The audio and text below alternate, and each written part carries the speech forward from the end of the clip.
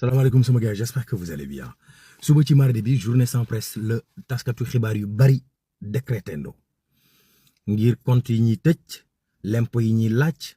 ak marché yi nga xam ne dañ ko am diggante ak état bi yi ñuy bloqué waaw.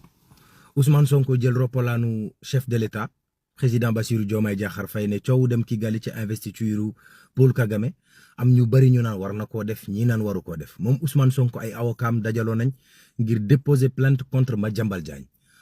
Diagne daal ne man tamit damay plainte kon plainte sur plainte lay doon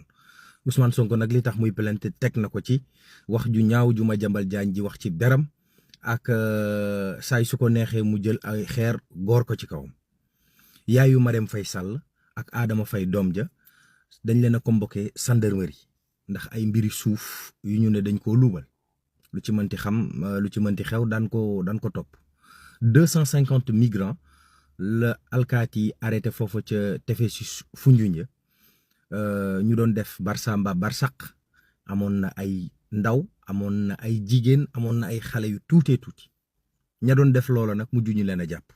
waaw. Conseil supérieur de la magistrature d'accord ñu président de la république bañ a teewe seen jotaay yooyu waaye naqarlu na ñit affectation yi nga xam ne dañ ko jàppee ñoom revanche. Olivier Boucal dal ne nañu xool te xam ne Tamba dëkk la comme dëkk yi nekk ci Sénégal yëpp nañu def attention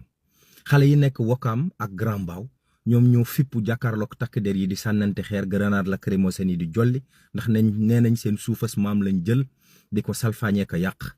Maire Fann Point E moom moo tas concert Wally Seck ca hôtel Azalay yi li mooy xibaar yi daanaka toftal ci màggalu Tuuba léegi mu yegsi daanaka yegsi na ba noppi rek ñu yendoog jàmm.